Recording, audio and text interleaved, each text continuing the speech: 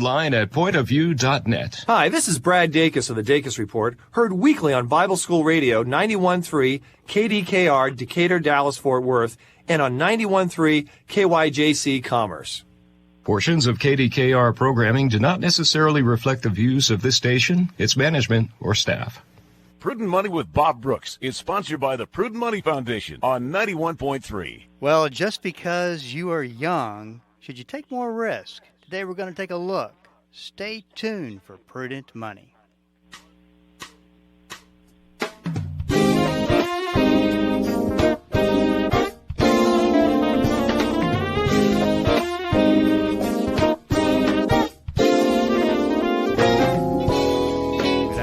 This is Bob Brooks, and you are listening to the Prudent Money Radio Show. Thank you so much for joining me today. You know I do appreciate it.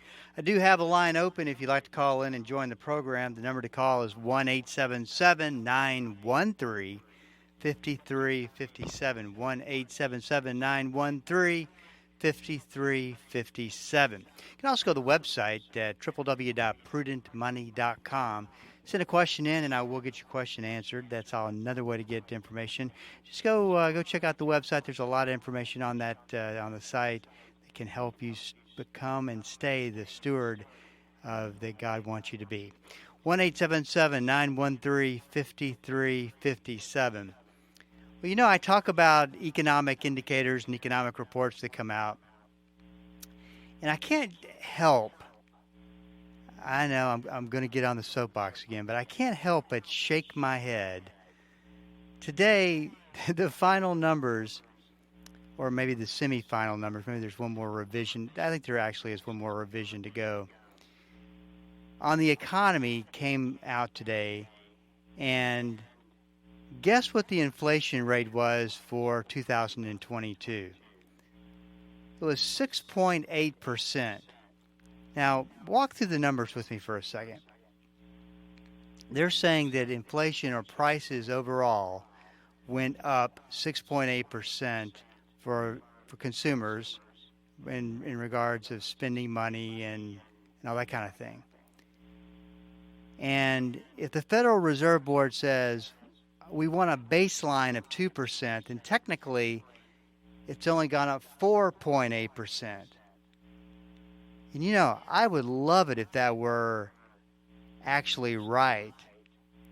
But I you know, in the spending that we do on a day-to-day basis, it seems like it's, when you compare it to pre-pandemic numbers, it seems like it was more like 20 to 25% lower.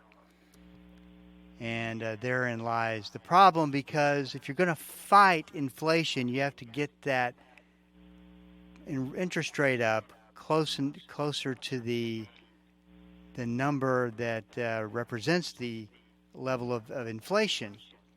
4.8% or 6.8% is doable.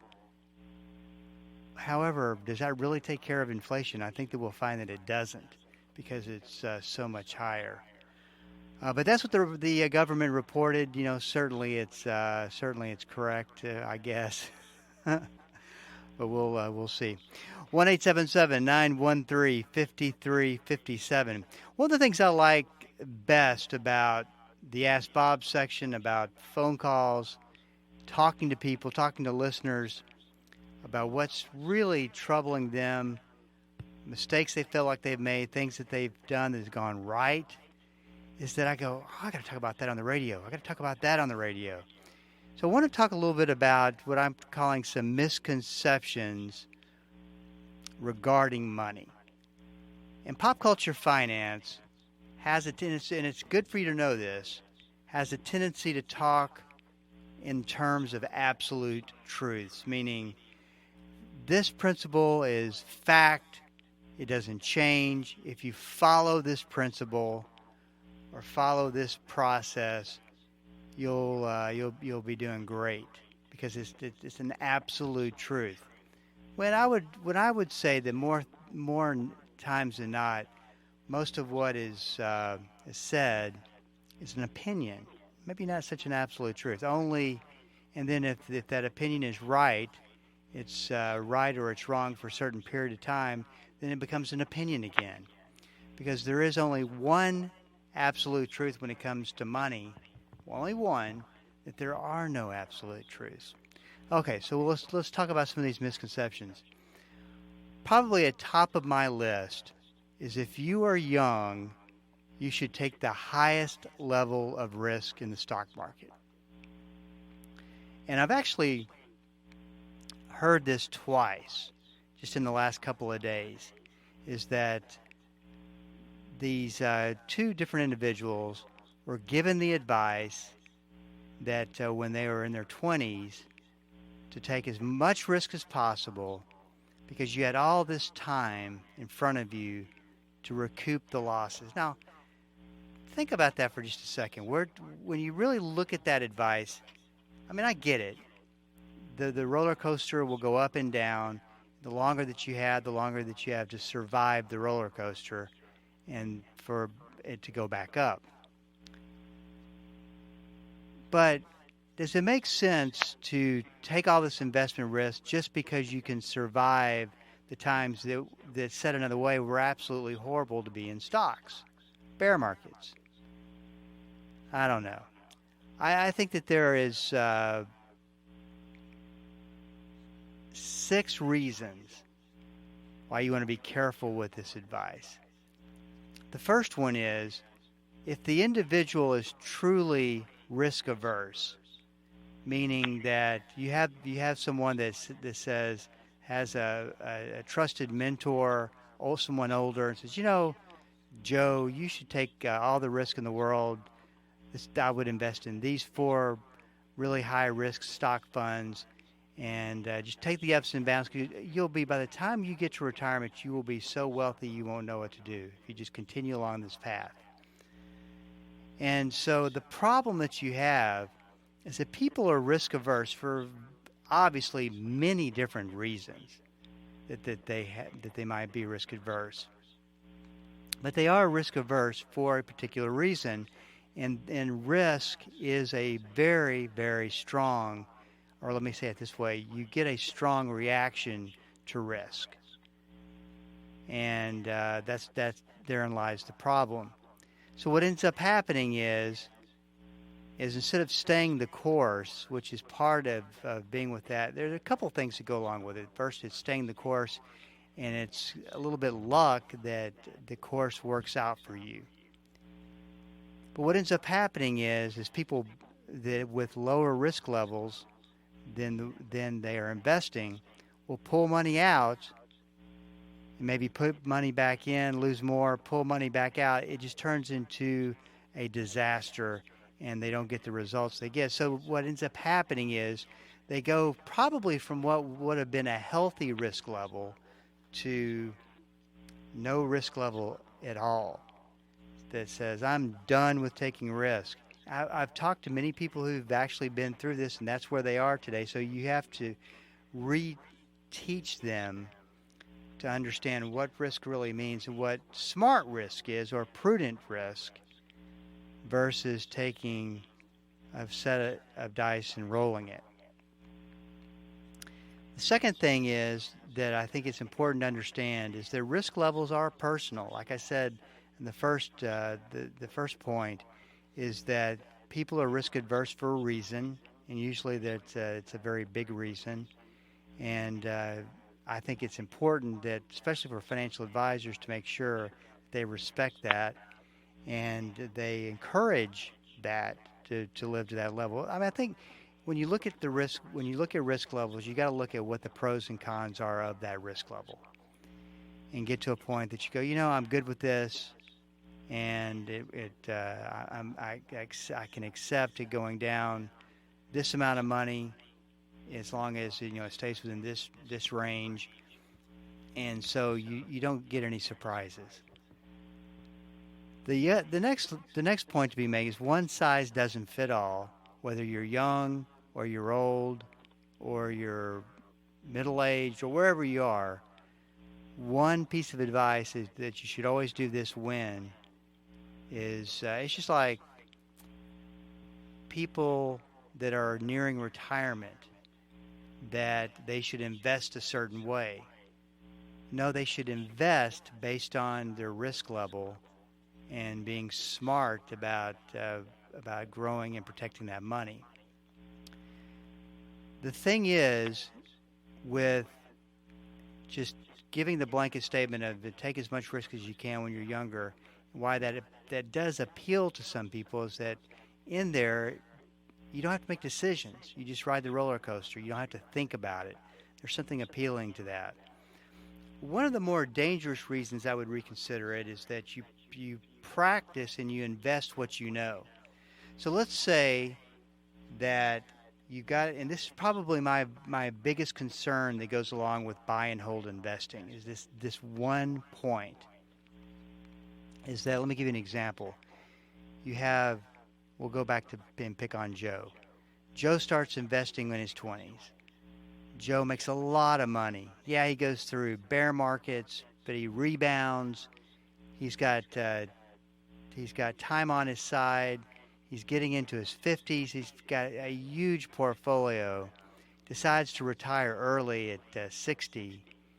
And at the same minute he retires, a bear market hits. And he starts to lose a lot of money. But Joe stays very confident because he realizes that the market always comes back. This time, this particular bear market lasted a little bit longer than ones in history and lost a lot more money than the ones in history. And now Jim's at a very dicey spot from a retirement standpoint on whether he needs to either take the money out and preserve it, or he needs to go get another job and start working again. You always practice what you know.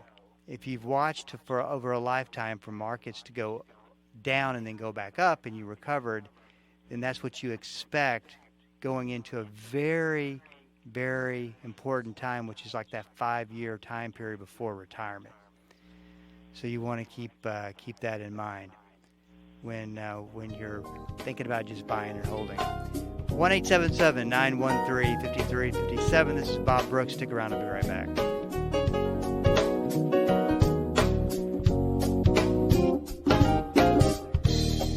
The Word for Today is excited to announce the new official online home for the ministry of Pastor Chuck Smith and Kay Smith, pastorchuck.org. At pastorchuck.org, you'll have instant access to thousands of hours of verse-by-verse teaching by Pastor Chuck Smith from Genesis through Revelation, and full access to special messages on subjects such as prophecy and much, much more. Also at pastorchuck.org, a full library of great teachings by Kay Smith, and a section where you can read some of Pastor Chuck's books online, all free of charge. So visit the new official online home of the Word for Today and the ministry of Pastor Chuck and Kay Smith, pastorchuck.org. In 1 Corinthians, Paul reminds us to run the race of life to win the prize. Join me, Dr. Erwin Lutzer, for Running to Win. Be strengthened to finish your race with confidence. Weekday mornings at 8 o'clock here on KDKR. This is Rob Randall, your host and teacher of the Invisible War radio program. The Invisible War is the study of God's Word on how to walk in Christ's victory in the spiritual battles we face against the powers of darkness. Join me every Sunday morning at 9 right here on KDKR and KYJC in Commerce, your station for life.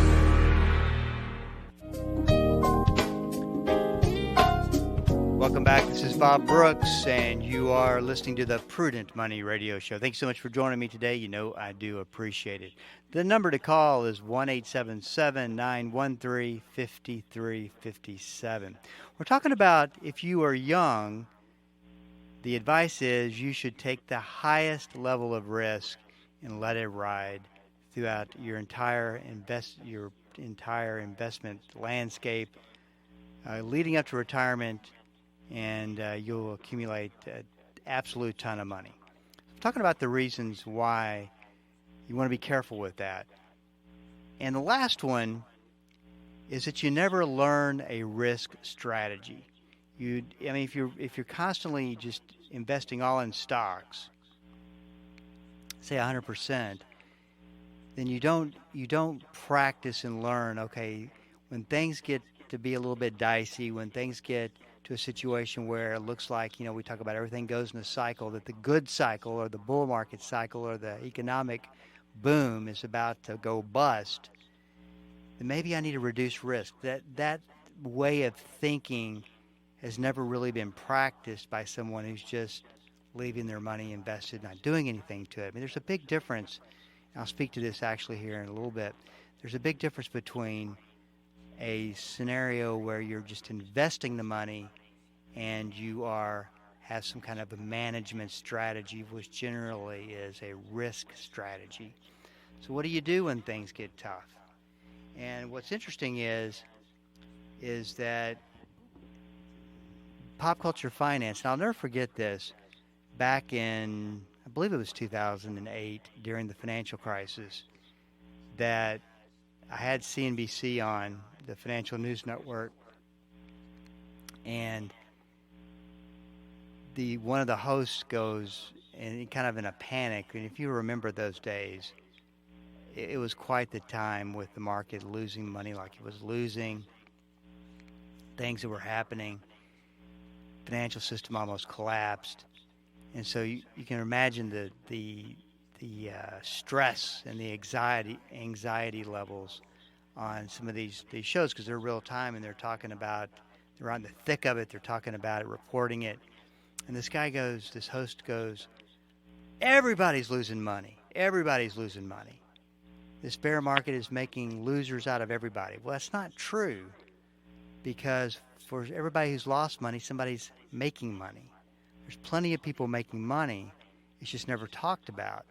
So there are alternative ways to invest. It comes back to that. What is your plan B strategy? What do you do differently? If, it's just like the weather changes. You're not going to, in the middle of the dead of winter, if you lived in Chicago, you're probably not going to slip a pair of shorts on and go outside with a tank top on and go to the grocery store, right? You're going to put a lot of layers of clothes on and a coat and get ready for probably a very brisk, cold journey to the grocery store.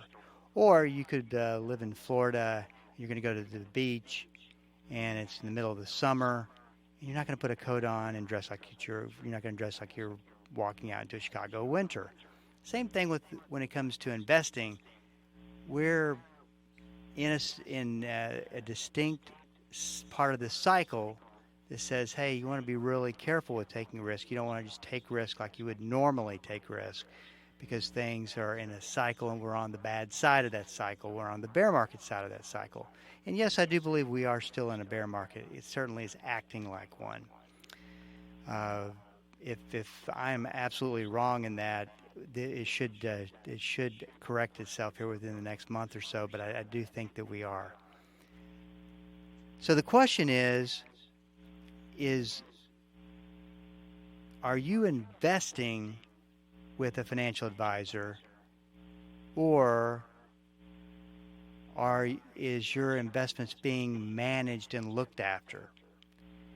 And this is one of the misconceptions that I see a lot and hear a lot of stories about, is that you have Joe and Betty, they go to their financial advisor, and that they assume that the financial advisor is managing their money, and there's not a lot of money management going on. There's no money management going on, and so they are in a situation where they're going to really face a lot of the headwinds and face risk. So it's really important to understand and talk to your financial advisor. And it's also important to note if you are getting any pushback from this conversation, because this is a serious conversation. Sometimes advisors who have no strategy for a plan B for a market going down would kind of give you a little bit of pushback on the conversation. So ask the question, what have you been doing to reduce loss in my portfolio? Is it working? What is your plan B? Because stocks are not necessarily the best risk to opportunity ratio, reward ratio that's available from a investment standpoint. The other piece of advice that's given, someone was telling me about, we were talking about this today, is to just use a lifestyle fund or a target-based fund. I talk about this 2 or 3 times a year just to refresh your memories on this, because I'm sure and I know that these are very popular in 401k plans, and a lot of 401k plan fiduciaries and companies add these target-based mutual funds as a alternative to and strategy to invest for retirement. And it's one of these things you don't have to think about, that the way it works is, let's say that you're going to retire in 2035. So you would basically put your money in the 2035 fund, and the manager, every year you get closer to retirement, is supposed to reduce risk. Now, I give this advice, and it's looking at the results of how this target date fund works. And this one is a particular target date. It's not called target date. It's a Fidelity Freedom Fund, which does the same thing. I looked this up today just so that I would have a real live example of why these maybe don't work like they're advertised. A 2015, if you had your money in a 2015 fund, it would be safe to assume you are 7 to 8 years into your retirement. It would be safe to assume that you're probably in your early 70s. It'd be safe to assume that you probably want to back off of taking a lot of risk. So investments like, this Fidelity 2015 Freedom Fund should be appropriate for you. And this is what is very interesting to me, is that it's actually what creates a lot of risk for the person who's looking over the 401k plan, because of the results. It's actually creating risk versus decreasing risk. So in 2022, for the full year, what do you think the 2015 fund did, considering that you probably could have made a modest return off of a money market account? What do you think it made? It made a negative 15.95% on a fund that was supposed to be appropriate for someone who was in their 70s and retired. Now, of course, 15.95% is not 25, 30, 35, 40% by any stretch. For a year's time, I think that is way unacceptable, considering that they are set up to reduce risk, not take a lot of risk. And this particular fund actually did take quite a bit of risk, obviously. Negative 15.95% is quite a bit for someone who's in their 70s in a 12-month time period. What's worse, when I went to Morningstar, we have the software here, and I pulled up all the funds, and this one was the top one. What's worse about this fund, and I'll just put it out there and you can decide how you feel about it. This was on the Fidelity Advisor side of the spectrum, which means it's a commission-based fund. So I'm trying to figure out if target date freedom funds or whatever, these funds are supposed to be maintenance free. They're supposed to be a situation where you just put money in and invest it in them and then let it ride. You don't make any changes, because it's supposed to be making changes for you as you're getting closer and closer and closer to retirement. Why would you need to pay an advisor a commission or pay any kind of fees to get into it, because you know the date that you want, the year you want to retire, and you should just follow the rules and put the money in there, and that's it. I don't know, just something to think about. There's so many things that don't make sense to me, but that one is definitely one that does not make sense to me. There you have it. Listen, if you have a question for me, please go to the website at prudentmoney.com and send it in, because we are all out of time. Till we do meet again next time, keep the faith and have a great rest of the day.